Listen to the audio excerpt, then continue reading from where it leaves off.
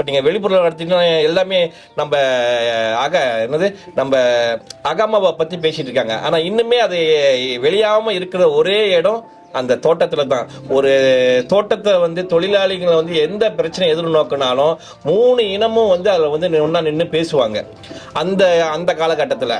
ஆனால் இப்போ அந்த அந்த ஒற்றுமை இருக்கு, ஆனால் வரலாறு மாறி போயிடுச்சு. என்னன்னா மிந்தி பால் மரம் இருக்கும்போது ரொம்ப சந்தோஷமா கஷ்டப்பட்டு வேலை செஞ்சாங்க, ஆனால் அதில் இஷ்டப்பட்டும் வேலை செஞ்சாங்க, சந்தோஷம் இருந்துச்சு. அதிகமான வருமானம் இல்லைனாலும் குறைஞ்ச வருமானத்தில் ரொம்ப ஒரு நிம்மதியான வாழ்க்கையை வாழ்ந்தாங்க.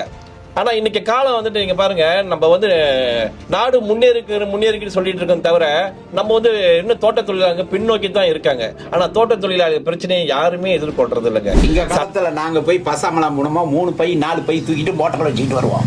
இப்போ 100 வெள்ளி எடுத்து போனா சின்ன மஞ்ச பையிலே ஒரு பை தூக்கிட்டு வரோம். தோட்டத்துல ஆளுங்க ரொம்ப குறைஞ்சிட்டாங்க. ஆனா திருவிழாலாம் இருக்கு, அதெல்லாம் நாங்க போய் ஒத்துமையா